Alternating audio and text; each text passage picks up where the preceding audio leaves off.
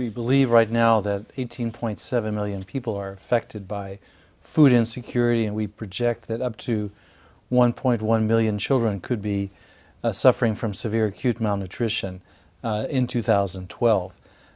Severe acute malnutrition is a very serious condition with a high risk of dying, mortality rates of 25 to 60% depending on conditions. So it's severe.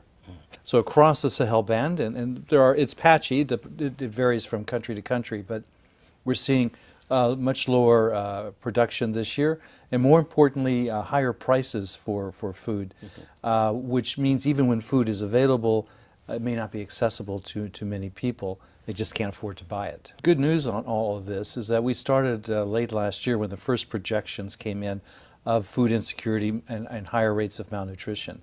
And donors have been very receptive as well to this early warning that came out from governments, from international organizations. And as a result, we've been able to mobilize considerable resources. We're seeing some shortfalls in funding in health and water.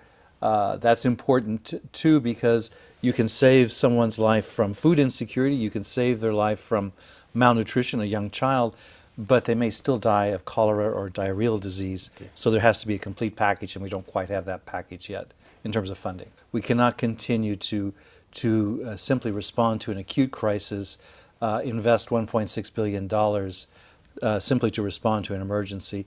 It's important to have an investment earlier that deals with the structural causes of this, which relate to agriculture productivity, access to food, high rates of malnutrition. If those can be addressed between these acute crises, then we can build the resilience of households so that they can absorb the shock of future droughts, and there will be a drought in the future. And when that happens in the future, if these actions are taken now, we can avoid this huge requirement for significant funding and a massive relief effort to try to sustain people.